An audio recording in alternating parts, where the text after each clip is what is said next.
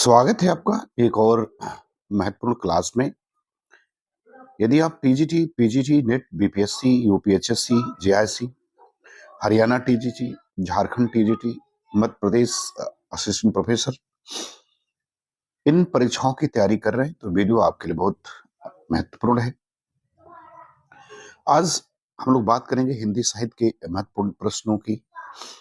तो चलिए शुरू करते हैं आज की क्लास। पहला सवाल कह रहा है कि उद्धव शतक किसकी कृति है।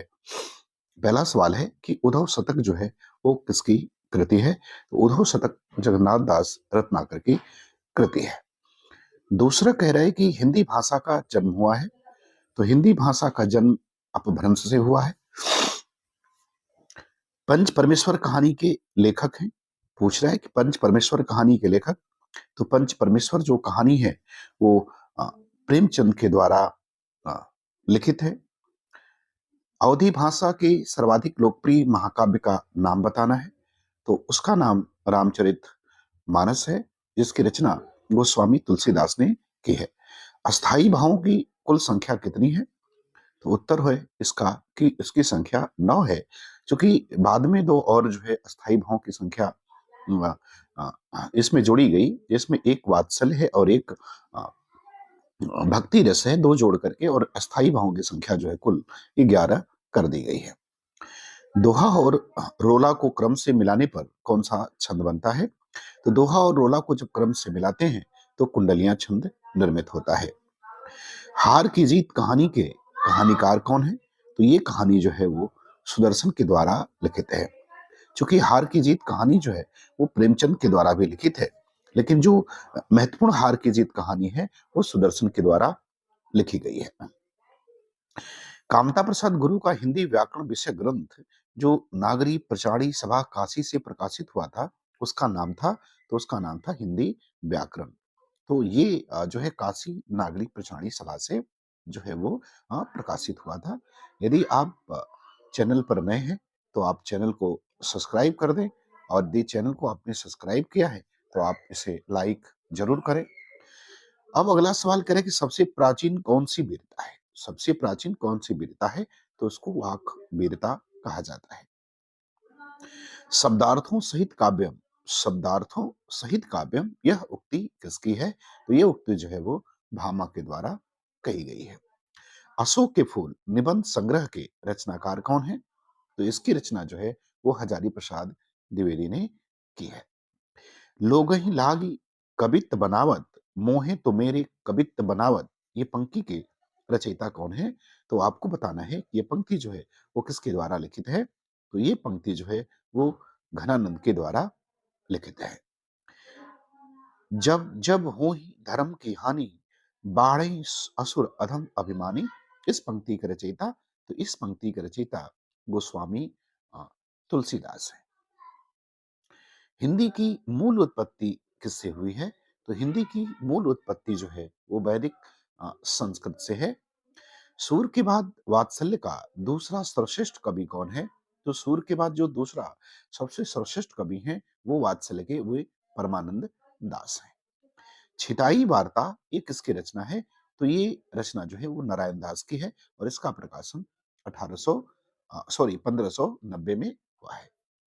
पौरुषीय रामायण के लेखक कौन है। तो इनके लेखक का नाम नरहरि बार हट है। सिद्धांत पंचनामा के रचयिता कौन है। तो सिद्धांत पंचनामा के रचयिता राघवा नंद थे। सगुणोपासक भक्त सगुण निर्गुण दोनों को मानता है, लेकिन अपनाता सगुण को ही है। निर्गुण को ज्ञानपंथी हेतु छोड़ देता है। यह कथन जो है किसका है। तो ये कथन रामचंद्र शुक्ल का है। कबीर द्वारा भक्ति का व ज्ञान का युक्त हुआ, किंतु कर्म की दशा नाथपंथियों जैसी ही रही। कबीर के संबंध में यह कथन किसका है। तो कबीर के संबंध में यह कथन आचार्य रामचंद्र शुक्ल का है। आत्मनिर्भर निबंध के रचनाकार कौन है। तो आत्मनिर्भर जो निबंध है इसके रचना बालकृष्ण भट्ट है। ठेले पर हिमालय ये किसकी रचना है। तो ठेले पर हिमालय जो है वो धर्मवीर भारती की रचना है। धर्मवीर भारती को धर्मयुग पत्रिका का यशस्वी संपादक भी कहा जाता है। रानी केतकी की कहानी, इसके रचयिता कौन है? तो रानी केतकी की कहानी के रचयिता इंसा अल्लाह खां हैं। यह प्रेम कुपंथ कराल महा, तलवार की धार पे धावनो है। ये पंक्ति किस कवि द्वारा सृजित है? तो ये पंक्ति जो है वो बोधा के द्वारा सृजित है। बोधा रीति मुक्ति धारा के कवि हैं। हिंदी भाषा में कितने वचन होते हैं? तो हिंदी भाषा में दो वचन होते हैं, एक वचन और बहुवचन। भारत मित्र पत्र जो कलकत्ता से सन 1934 में प्रकाशित हुआ था, के संपादक थे? तो इसके संपादक थे रुद्रदत्त शर्मा। ज्ञानपीठ पुरस्कार किस क्षेत्र में श्रेष्ठ कार्य के लिए दिया जाता है? तो ज्ञानपीठ पुरस्कार जो है वो साहित्य के क्षेत्र में श्रेष्ठ कार्य के लिए दिया जाता है, और यह पुरस्कार संविधान में वर्णित जो है वो सभी भाषाओं के लिए दिया जाता है। आकाशदीप कहानी के लेखक? तो आकाशदीप कहानी जो है वो जयशंकर प्रसाद के द्वारा लिखित है, और यह इनकी जो है महत्वपूर्ण कहानी मानी जाती है। कामायनी किसकी रचना है? तो कामायनी की रचना रचना जो है वो जयशंकर प्रसाद की है, और इसका प्रकाशन 1935 में हुआ था। तोड़ती पत्थर कैसी कविता है? तो यह कविता जो है यथार्थवादी है, अर्थात यह यथार्थ को दिखाती हुई कविता है, और यह अ, सूर्यकांत त्रिपाठी निराला की प्रगतिवादी कविता मानी जाती है। निराला को कैसा कवि माना जाता है? तो निराला को क्रांतिकारी कवि माना जाता है। भक्ति काल की रामाश्रयी शाखा के निम्नलिखित में से कौन कवि हैं? तो ये जो है तुलसीदास हैं। ये भक्ति काल की रामाश्रयी शाखा के ये प्रमुख कवि जो है वो माने जाते हैं। उत्तर भारत में भक्ति का प्रचार करने का श्रेय किसे प्राप्त है? तो उत्तर भारत में भक्ति का जो प्रचार करने का श्रेय है वो स्वामी रामानंद को जाता है। निम्नलिखित में से कौन सी भाषाएं हाल ही में प्राचीन भाषाएं घोषित की गई हैं?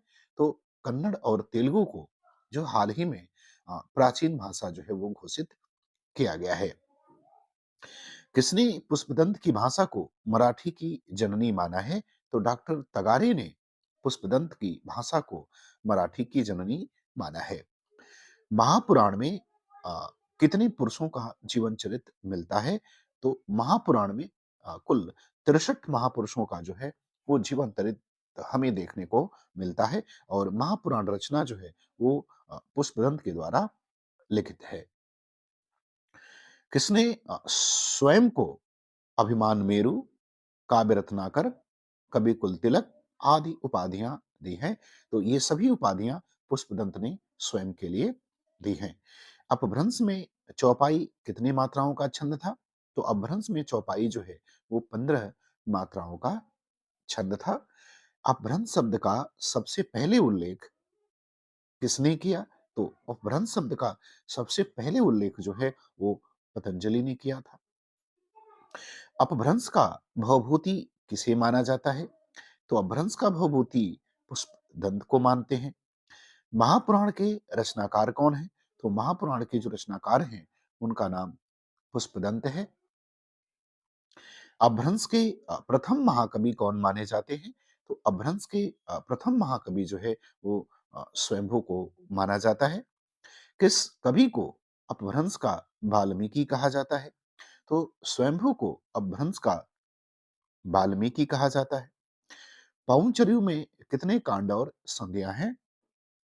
तो पौंचरी में 5 कांड और 83 संधियां हैं। जबकि पौंचर्यू में बाद में जो है 7 संधियों को और जोड़ा गया, जो अ, स्वयंभू के पुत्र त्रिभुवन ने इसमें जोड़ी, और उसकी संख्या जो है वो 90 कर दी। चलिए, अपभ्रंश का आदि काव्य किसे माना जाता है? तो अपभ्रंश का आदि काव्य जो है वो भी पौंचर्यू को माना जाता है। प्रकृति का पाणिनि किसे कहा जाता है? तो हेमचंद को प्रकृति का पाणिनि कहा जाता है। किस ग्रंथ में लिखा है कि अग्नि परीक्षा के बाद सीता जैन धर्म में दीक्षित हो जाती हैं? तो ये जो है पौंचर्य में लिखा है, और इसके रचनाकार स्वयंभू हैं। हरिशेन ने धम्म परीक्षा में अपभ्रंश के कितने कवियों का उल्लेख किया है? तो हरिशेन ने धम्म परीक्षा में 3 कवियों का उल्लेख किया है, चतुर्भुज, स्वयंभू और पुष्पदंत का। हिंदी साहित्य का 9वां रस कौन सा है? तो हिंदी साहित्य का 9वां रस जो है वो शांत रस है और शांत रस का ज़िक्र जो है वो नाट्य शास्त्र में देखने को नहीं मिलता है। कबीर किस धारा के कवि हैं? तो कबीर जो है वो ज्ञान मार्गी धारा के कवि हैं। डॉक्टर कृष्णकर शुक्ल ने आचार्य केशव पर एक समीक्षात्मक पुस्तक लिखी। उस पुस्तक का नाम तो उस पुस्तक का नाम केशव की काव्य। व्याकरण की दृष्टि से प्रेम शब्द क्या है? तो व्याकरण की दृष्टि से प्रेम शब्द जो है वो भाववाचक संज्ञा है। चौपाई के चारों चरणों में कितनी मात्राएं होती हैं? तो चौपाई के चारों चरणों में 16-16 मात्राएं होती हैं। हिंदी का पहला दैनिक समाचार पत्र कौन था? तो हिंदी का पहला दैनिक समाचार पत्र समाचार सुधावर्षम था और इसके संपादक जो थे वो श्याम सुंदर सेन थे। आनंद कादम्बनी पत्रिका के संपादक कौन थे? तो चौधरी प्रेम चौधरी बद्री नारायण प्रेमघन जो है इस पत्रिका के संपादक थे। धातु सेन प्रसाद के किस नाटक का पात्र है? तो धातु सेन जो है प्रसाद के स्कंदगुप्त नाटक का पात्र है। रसप्रिया के रचयिता कौन है? तो रसप्रिया के रचयिता वो केशवदास हैं। जन्मेजय का नाग यज्ञ किसकी कृति है? तो जन्मेजय का नाग यज्ञ जो है वो जयशंकर प्रसाद की आ, आ, कृति है। किस युग को आधुनिक हिंदी कविता का सिंह द्वार कहा जाता है? तो भारतेंदु युग को आधुनिक युग की कविता का जो है वो सिंह द्वार कहा जाता है। कवि कालिदास की अभिज्ञान शाकुंतलम का हिंदी अनुवाद किसने किया? तो राजा लक्ष्मण सिंह ने कालिदास की अभिज्ञान शाकुंतलम का हिंदी अनुवाद किया था। कवि नरेंद्र शर्मा ने राष्ट्रपिता महात्मा गांधी के निधन से प्रभावित होकर कौन सी रचना की? तो रक्त चंदन की जो है रचना की थी नरेंद्र शर्मा ने। नाट्य शास्त्रों द्वारा अमान्य रस कौन सा है? तो नाट्य शास्त्र द्वारा जो अमान्य रस है वो विभत्स रस है। प्रगतिवाद उपयोगितावाद का दूसरा नाम है, यह कथन किसका है? तो यह कथन जो है वो रामविलास शर्मा का है। तो मुझे उम्मीद है कि ये क्लास आपको पसंद आई होगी। पूरा वीडियो देखने के लिए आपका धन्यवाद।